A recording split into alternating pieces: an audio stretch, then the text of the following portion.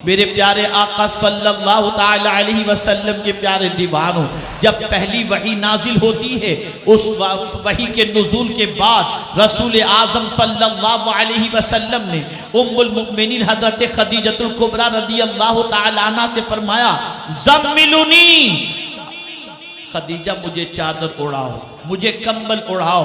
अल्लाह अकबर। सरकार सल्लल्लाहु अलैहि वसल्लम ने उसके बाद खदशे का इजहार फरमाया तो हजरत खदीजतुल कुबरा ने अर्ज किया, या रसूल अल्लाह सल्लल्लाहु ताला अलैहि वसल्लम, आपका रब आपको ज़ाय नहीं फरमाएगा, इसलिए कि आप तो यतीमों का बोझ उठाते हैं, आप तो गरीबों की दस्तगीरी फरमाते हैं, आप तो मुसीबत ज़दों की मुसीबतों को दूर करते हैं, अल्लाह आपको ज़ाय नहीं फरमाएगा। मेरे प्यारे आका सल्लल्लाहु ताला अलैहि वसल्लम के प्यारे दीवानों, उसके बाद रसूल आज़म सल्लल्लाहु अलैहि वसल्लम की दावत पर सिद्दीक़ अकबर ने इस्लाम कबूल कर लिया। सिद्दीक़ अकबर को सताया जाने लगा, इबादत से रोका जाने लगा, मुसीबतों के पहाड़ खड़े किए गए। तो सिद्दीक़ अकबर ने सोचा मैं मक्का छोड़ करके चला जाऊं ताकि जहां जाऊं वहां सुकून से इबादत कर सकूं। अभी सिद्दीक़ अकबर रज़ियल्लाहु ताला अन्हु घर से निकले थे, 5 किलोमीटर के फासले पर पहुंचे तो इब्ने दगना सरकार सैयदना सिद्दीक़ अकबर को मिलता है और पूछता है, वो काफिर था। उसने सिद्दीक़ अकबर से पूछा, अबू बकर कहाँ का इरादा है, कहाँ जा रहे हो? तो सिद्दीक़ अकबर जवाब में इरशाद फरमाते हैं, मेरी कौम नहीं चाहती कि मक्के में रह करके मैं बंदगी करूं, इसलिए मैं ऐसी जगह जाना चाहता हूं जहां आज़ादाना मैं अल्लाह की इबादत कर सकूं, कुरान की तिलावत कर सकूं। इब्ने दगना ने कहा, अबू बकर तुम जैसे लोग अगर मक्का छोड़ के चले गए तो कैसे दूसरे लोग रह सकते हैं? सुनो अबू बकर, तुम तो गरीबों का ख्याल करने वाले हो, यतीमों के मावा और मलजा हो, मुसीबत ज़दों की मुसीबतें दूर करने वाले हो, तुम जैसे को तो मक्के में रहना चाहिए। आओ मैं तुम्हें अमान देता हूं।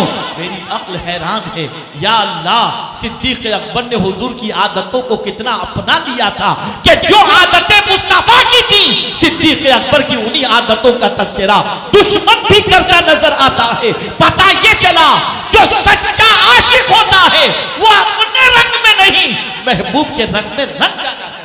सुभान अल्लाह। महबूब के रंग में रंग जाया करता है। इश्क चाहता है कि अपना रंग हटा दो, महबूब के रंग में रंग जाओ। अपनी पसंद ही न हो, जो महबूब की पसंद वही अपनी पसंद है। और यही वजह है आकाए करीम सल्लल्लाहु अलैहि वसल्लम और सिद्दीक़ अकबर की सोच, दोनों की सिमिलर सोच थी, एक ही सोच थी। सुलह हुदैबिया के मौके पर सरकार ने जब काफिरों की सारी शर्तें कबूल कर ली तो फारूक आजम ने हुजूर सल्लल्लाहु अलैहि वसल्लम से अर्ज किया, या रसूल अल्लाह सल्लल्लाहु ताला अलैहि वसल्लम, क्या हम हक पर नहीं? सरकार ने फरमाया हम हक पर हैं। फिर सरकार इनकी सारी शर्तें हमने कबूल कर ली। तो मेरे आका ने फरमाया, उमर, मैं अपनी मर्जी से कुछ नहीं करता, वही करता हूं जो मेरा मौला फरमाता है।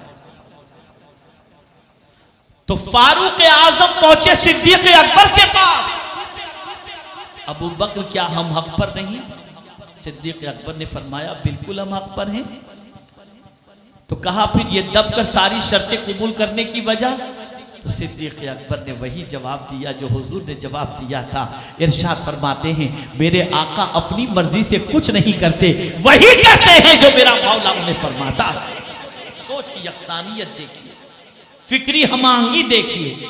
मेरे प्यारे आका सल्लल्लाहु ताला अलैहि वसल्लम के प्यारे दीवानों, अब आइए समझते चलें निगाहे मुस्तफ़ा सल्लल्लाहु अलैहि वसल्लम में सिद्दीक़ अकबर का मकाम क्या है, कुरान की रोशनी में सिद्दीक़ अकबर का मकाम क्या है। तो आइए थोड़ा सा समझाऊं।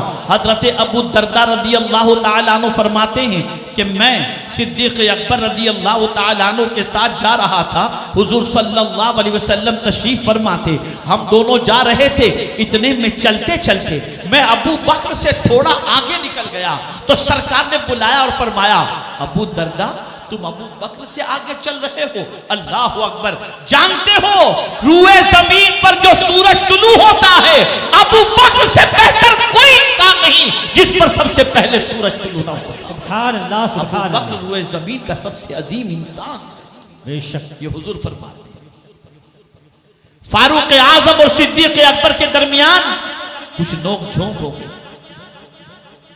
सिद्दीक अकबर पहुंचे हुजूर की बारगाह में, अर्ज करते हैं या रसूल अल्लाह सल्लल्लाहु अलैहि वसल्लम, अबू बकर के साथ कुछ मेरी थोड़ी सी अनबन हो गई, मैंने उमर से मेरी कुछ अनबन हो गई, सरकार मैंने उमर से माफ़ी मांगी लेकिन फिर भी उमर ने मुझे माफ़ नहीं किया। अभी दोनों गुफ्तगू कर रहे थे तो फारूक आज़म को एहसास हो चुका था कि मुझे अबू बकर को दरगुजर कर देना चाहिए। सिद्दीक अकबर के घर गए, जब सिद्दीक अकबर नहीं मिले तो फारूक आज़म ने महसूस कर लिया कि वो हुजूर के पास गए होंगे। फ़ौरन पहुँचे हुजूर सल्लल्लाहु अलैहि वसल्लम के पास, तो सिद्दीक अकबर भी मौजूद थे, फारूक आज़म भी मौजूद थे।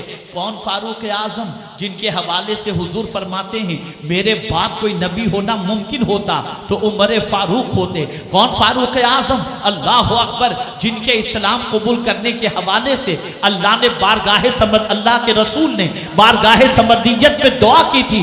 कौन फारूक आज़म? जिनके इस्लाम कबूल करने के बाद अल्लाह की आयत नाजिल हुई, कुरान की आयत नाजिल हुई, या अय्युहन नबिय्यु हस्बुकल्लाह व मन इत्तबअका मिनल मुमिनीन।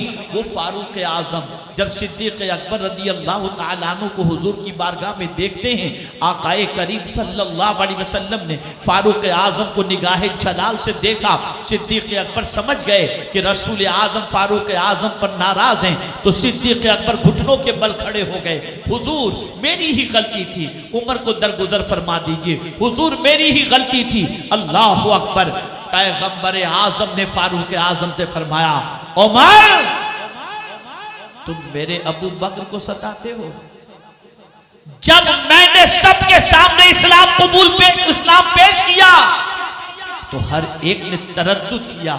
अबू बकर मेरा वो साथी है जिस पर इस्लाम कबूल किया तो बगैर किसी दलील के चूचरा के उसने इस्लाम कबूल कर लिया। सुभान अल्लाह। ये हुजूर सिद्दीक अकबर की शान बयान कर रहे हैं, ये हुजूर सिद्दीक अकबर का मकाम और मर्तबा बयान कर रहे हैं। अल्लाह अकबर। मेरे प्यारे आका सल्लल्लाहु ताला अलैहि वसल्लम के प्यारे दीवानों, इन तमहीदी गुफ्तगू के बाद आइए जिन आयात की तिलावत का मैंने शर्फ हासिल किया उसके हवाले से कुछ अर्ज करूं। अब बिल्कुल ठंडे दिमाग से, बिल्कुल दर्स व तदरीस के अंदाज के अंदर अब गुफ्तगू आगे की समाअत फरमाएं। शायद आपके दिल में कुछ बात बैठ जाए और अजमत सिद्दीक अकबर रदी अल्लाह तआला अन्हु का नक्श आपके सीने में बैठ जाए। देखिए कुरान कहता है ला यसलाहा इल्लल अशका, नहीं जाएगा उसमें मगर जो सबसे बड़ा बदबख्त है। किसमें नहीं जाएगा? जहन्नम में। जहन्नम में जो सबसे बड़ा बदबख्त होगा वही जाएगा परमानेंट रहने के लिए। वरना ईमान वाले भी अगर कोई गुनाह किए होंगे और ऐसा गुनाह होगा जो जहन्नम में जाने वाला ले जाने वाला हो तो जहन्नम में कुछ टाइम रह करके फिर वो निकल आएगा, ईमान उसे जहन्नम से बाहर निकाल लाएगा। लेकिन जो परमानेंट रहने वाला है वो सबसे बड़ा बदबख्त अशका कुरान ने कहा। जैसे अबू जहल, उमैया इब्न खलफ, ये सब परमानेंट जहन्नम में रहने वाले हैं। तो उनके बारे में कहा गया अशका, सबसे बड़ा बदबख्त। अब उसके बाद सिद्दीक अकबर की शान कुरान बयान कर रहा है। वसयुजन, और फिर परवरदिगार ने ला यशका अल्लज़ी कज़्ज़ब व तवल्ला। अशका कौन है? बदबख्त कौन है?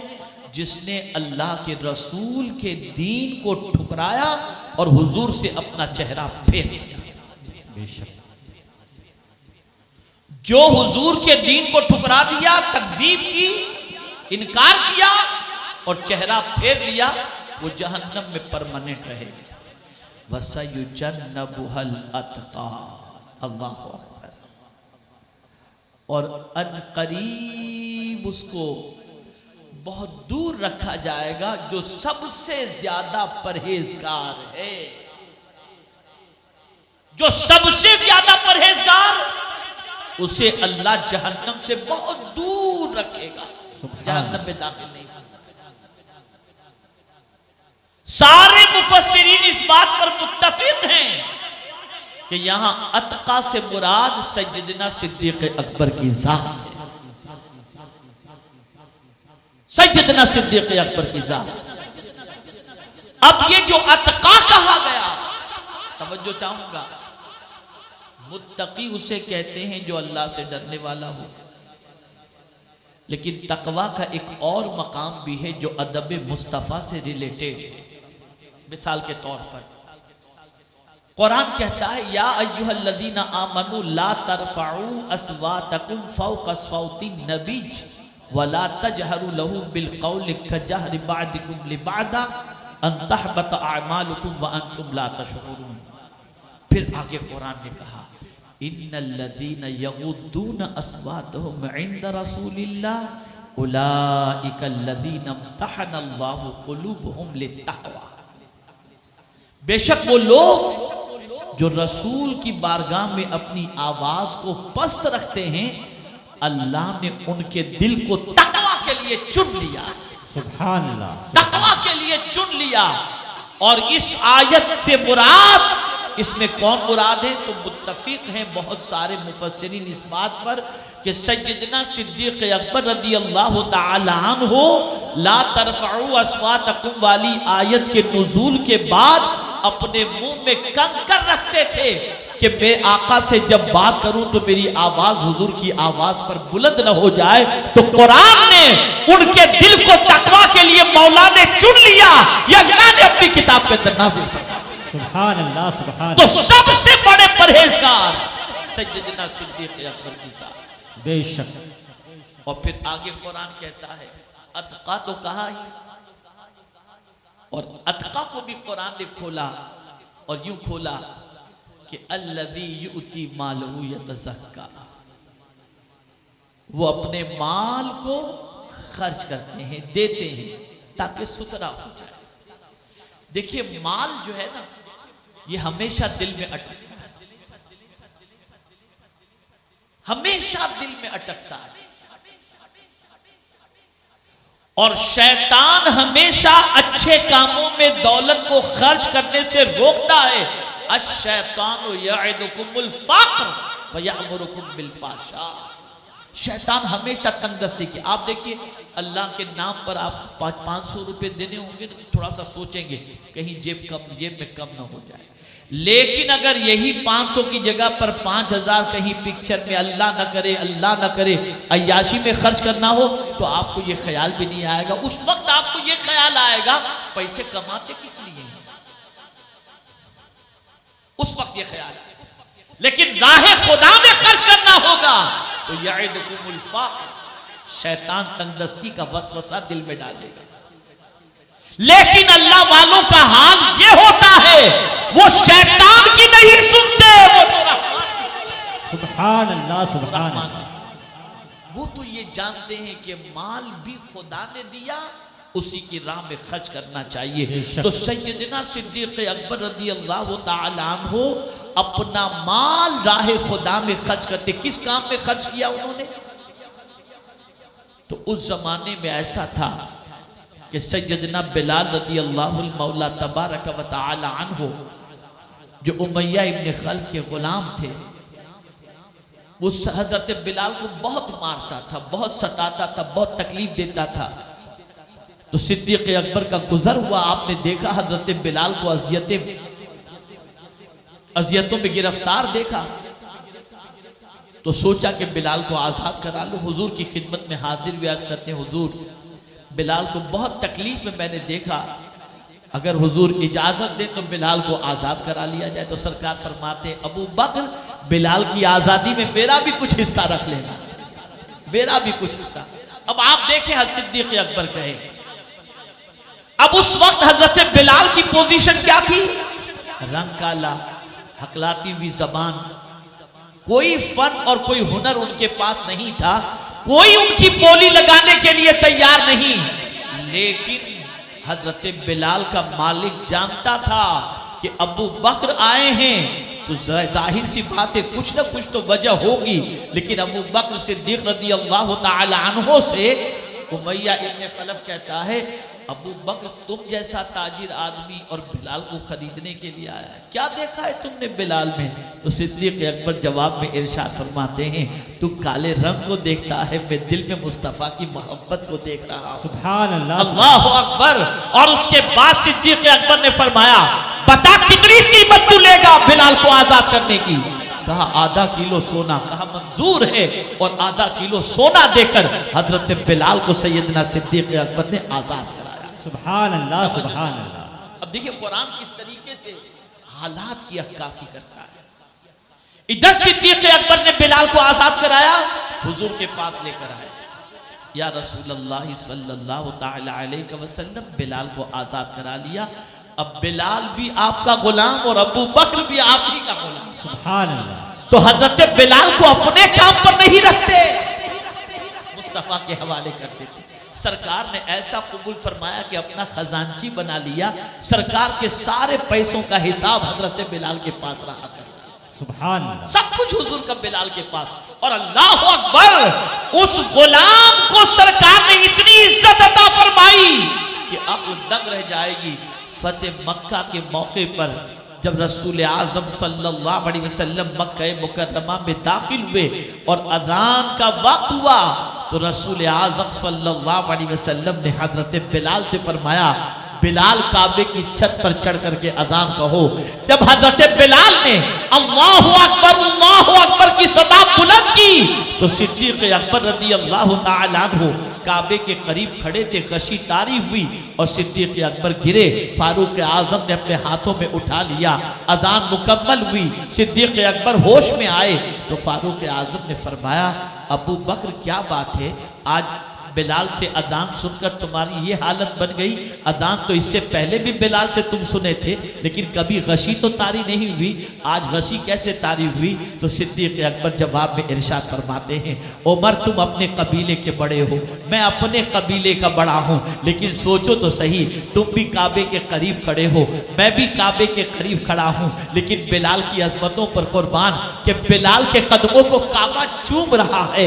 ये वही बिलाल तो है जिसे मक्के में घसीटा जा रहा था, और आज वही बिलाल है जिसके कदमों को काबा चूम रहा है। तो उसकी अजमतों को देखकर मेरे दिल के अंदर रिक्कत तारी हुई, मैं बेहोश हो गया। सुभान अल्लाह अकबर, या रसूल अल्लाह, जिंदाबाद। अब क्या सबक मिला मैं आपको समझाऊं। जिंदगी में कभी किसी से एहसान करो किसी पर, तो उससे बदला मत लेना।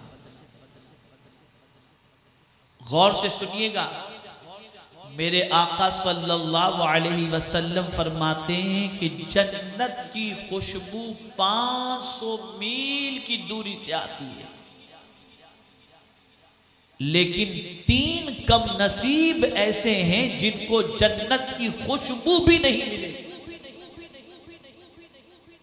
ऐसे 3 कम नसीब। नंबर 1, वो आदि शराबी जो तौबा किए बगैर मर जाए, उसे जन्नत की खुशबू भी नहीं मिलेगी। वो माँ बाप का नाफरमान जो माँ बाप को नाराजगी की हालत में इस दुनिया से जाते हुए छोड़ दिया, और वो इस हाल में मरे कि अपनी औलाद से नाराज थे, उसे भी जन्नत की खुशबू नसीब नहीं। और तीसरा वो कम नसीब जो किसी पर एहसान करे तो एहसान जताए, सरकार फरमाते उसे भी जन्नत की खुशबू नहीं मिलेगी। आज तो हम लोगों का हाल ये है कि रुपये का एहसान भी जताना नहीं भूलते। 1 रुपये का एहसान हम भूल चुके हैं कि इसका अंजाम क्या है। खुद परवरदिगार ने हुजूर से फरमाया, वला तमनुन तस्तकसिर, मेरे महबूब अगर किसी पर एहसान करो तो उससे ज्यादा ना लो, मना फरमाया गया हुजूर से। एहसान जताना अल्लाह को अच्छा नहीं लगता। हम और आप किसी पर क्या एहसान कर सकते हैं? ये तो उसका करम है कि किसी की खिदमत का मौका अल्लाह ने हमें अता फरमा दिया।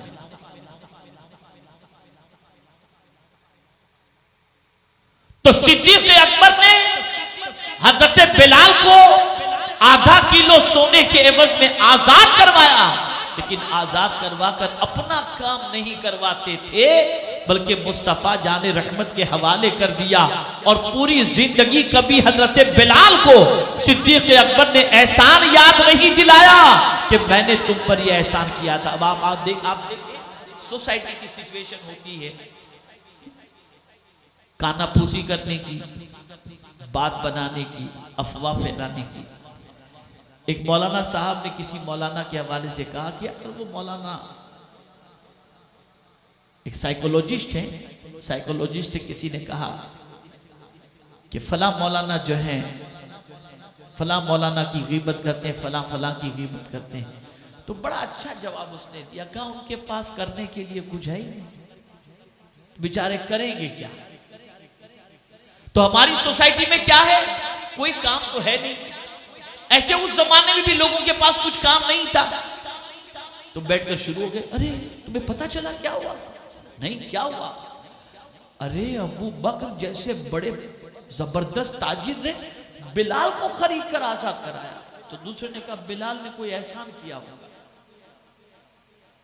बिलाल का कोई एहसान अबू बकर पर होगा, तो उस एहसान का बदला अबू बकर ने चुका दिया। अब चली बातें गर्दिश करने कि बिलाल जैसे को तो बगैर एहसान के अबू बकर ने नहीं खरीदा होगा, कोई ना कोई तो एहसान होगा। यार अपने समझदार आदमी है, तुम समझदार आदमी हो, तुम जरा सोचो बिलाल में क्या ऐसी खूबी थी। हबशा से वो आए हुए थे, कोई बड़े कबीले के नहीं, कोई बड़े इंसान नहीं, और उनको खरीद करके आजाद करना, वो भी इतनी बड़ी कीमत देकर, यार बगैर मकसद के तो नहीं हो सकता। चलिए मक्के में गुफ्तगू। अब यहां एक बात याद रखिए, खासतौर पर उलमा से गुजारिश करूंगा, ये मेरी बात ज़हन में रखें।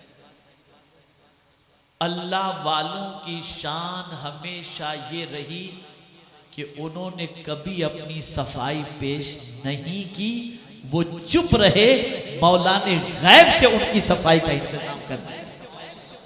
ये ज़हन में रखिए। तो सिद्दीक अकबर ने भी जब उनके कानों तक ये बात पहुंची, सिद्दीक अकबर ने कुछ नहीं कहा।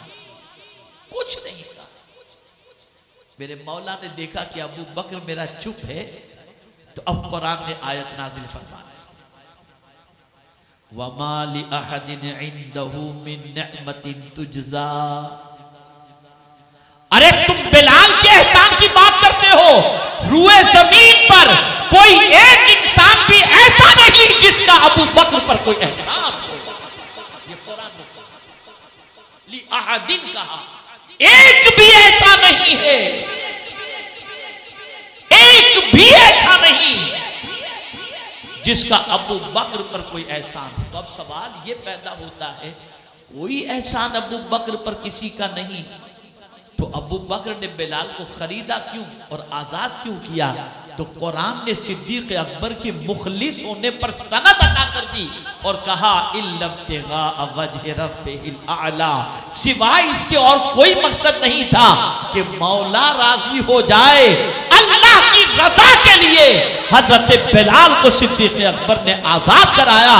परवरदिगार ने सिद्दीक अकबर के इखलास पर कयामत तक के लिए अपनी मोहर लगा दी और आयत करीमा नाजिल फरमा दी। और यहां ये बात जहन के अंदर बिठा लो, अच्छी तरह से जहन में बिठा लो, और वो ये है कि अहले बैत हो या सहाबाए किराम, उनका हर काम सिर्फ अल्लाह की रजा के लिए होता है, कोई अपना मकसद नहीं होता। कोई खराज वसूल करना, हम लोगों को तो नजराना कब मिल जाए तो फेंक दें, थोड़े से हमारे लिए कुछ एहतमाम और थोड़ा सा इंतजाम कम हो तो हमारा नाक मुंह चढ़ जाए, लेकिन कुर्बान जाइए इन अल्लाह वालों पर। कुरान ने अहले बैत की खिदमत के अंदर भी इखलास के हवाले से जिक्र फरमाया, और सिद्दीक अकबर रदी अल्लाह तआला अन्हु के हवाले से भी इखलास का जिक्र फरमाया।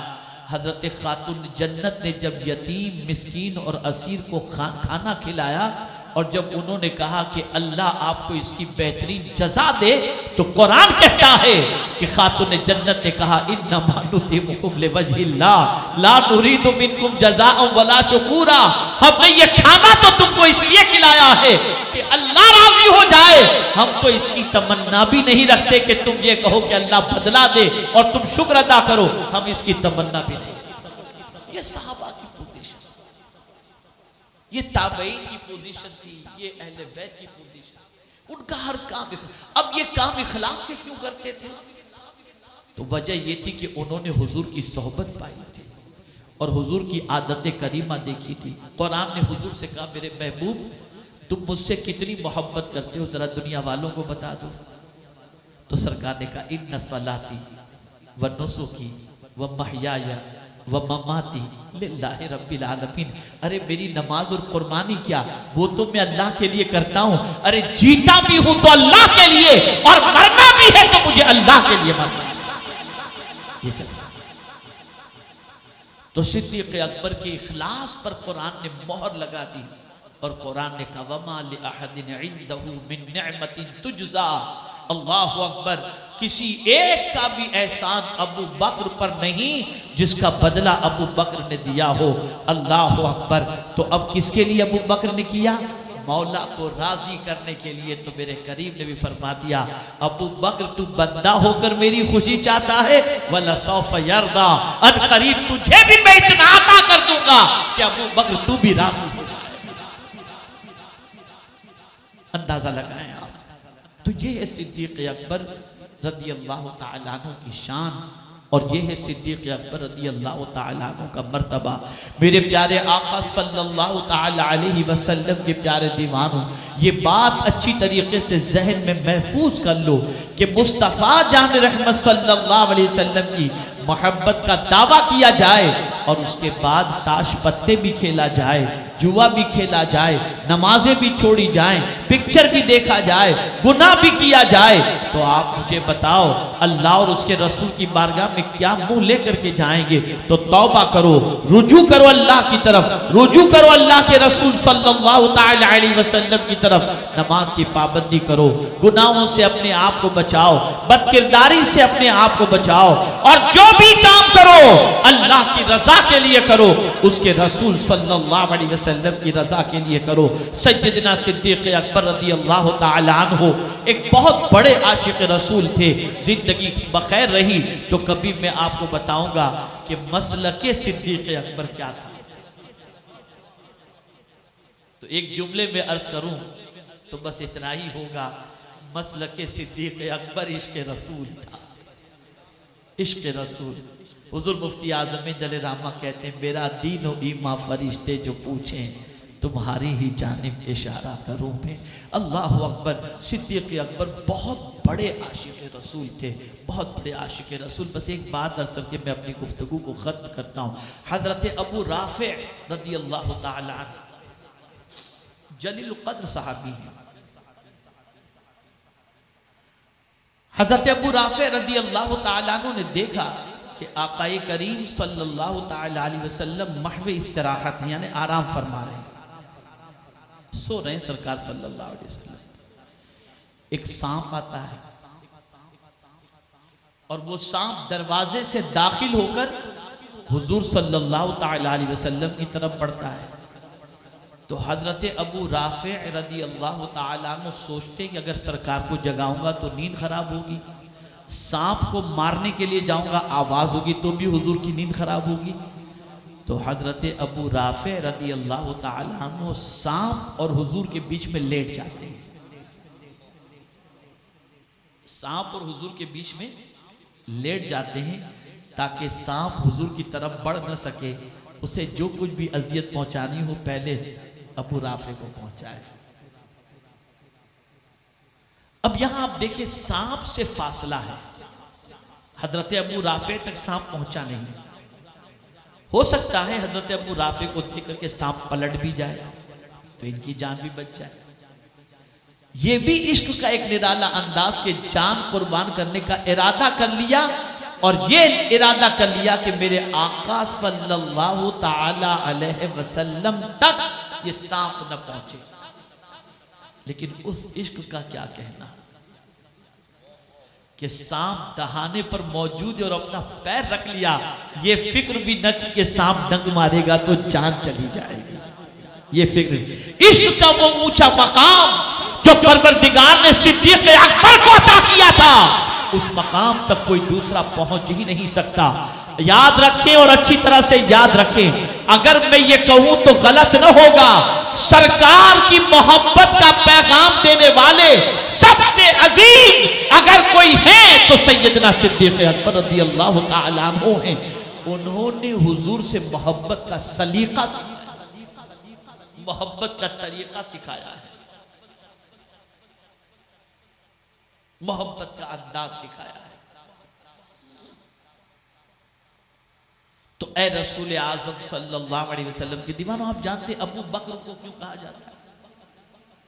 अबू बकर, बकर का बाप क्यों कहा जाता है? उस जमाने में इल्मुल अंसाब का माहिर, नसब के बारे में महारत रखने वाला एक शख्स था जिसका नाम था बकर।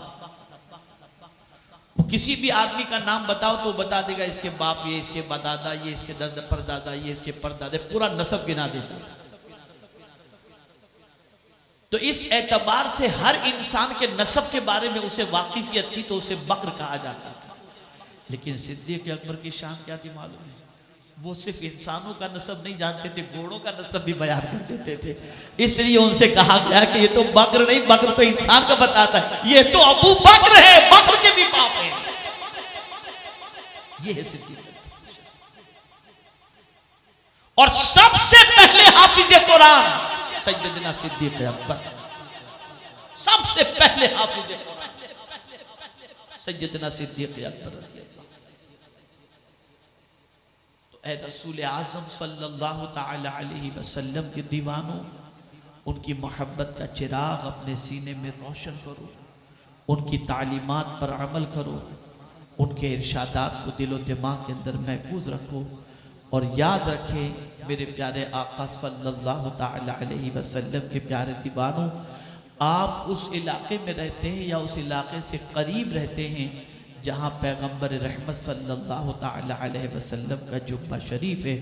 खुदा के लिए अपने दामन को गुनाहों से बचाओ, नमाज की पाबंदी करो, इल्म को आम करो, कुरान मुक़द्दस की तिलावत करो, बुराई से अपने आप को रोको। इंशाअल्लाह रब्बे क़दीर जल्ल जलालहू दुनिया और आखिरत की सुरखरुई अता फरमाएगा। मैं हदिये तबरीक पेश करता हूँ जनाब हाफिज़ साजिद साहब को और साजिद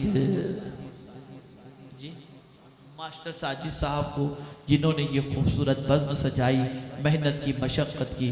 और आप सबका भी मशकूर हूँ कि आप ऐसे मौसम में भी यहाँ पर तशरीफ़ लाए और इस इलाके में हाजिर होकर आपने दीनी मालूमात में इजाफ़ा करने की कोशिश की। अल्लाह ताला रहमत आलम नूर मुजस्सम सल्लल्लाहु अलैहि वसल्लम के सदक़ो तुफ़ैल हम सबको ताजदार सदाक़त सैयदना सिद्दीक़ अकबर रज़ियल्लाहु ताला अन्हु के नक्श कदम पर चलने की तौफ़ीक़ नसीब फरमाए और परवरदिगार जल्ल जलालहू उनकी मोहब्बत में ज़िंदगी के लम्हात गुजारने की तौफ़ीक़ नसीब फरमाए। आक़ाए करीम फरमाते हैं, मेरी उम्मत के बूढ़ों को अल्लाह ताला अबू बकर के सदक़े में बख्श देगा। और आप ये भी याद रखें कि जितनी भी मस्जिद नबवी शरीफ में नमाजें पढ़ी जाएंगी, इबादत की जाएगी, क़यामत तक उन सारी इबादतों का सवाब अल्लाह सिद्दीक़ अकबर को अता फरमाएगा। इसलिए कि मस्जिद नबवी शरीफ जहाँ आज बनी हुई, जो पुरानी जो मस्जिद नबवी शरीफ बनी हुई थी, जो ज़मीन खरीदी गई, वो ज़मीन सिद्दीक़ अकबर ने खरीद कर मस्जिद के लिए वक्फ फरमाई थी। अब क़यामत तक जितने भी सजदे होते रहेंगे, सवाब सारा सिद्दीक़ अकबर को मिलता रहेगा। अल्लाह ताला उनके दर्जात को बुलंद फरमाए और उनकी शफाअत हमें नसीब फरमाए और परवरदिगार जल्ल जलालहू उनकी मोहब्बत का सदका हमें भी नसीब फरमाए। वमा अलैना इल्लल बलागुल मुबीन। अस्सलामु अलैकुम व रहमतुल्लाह।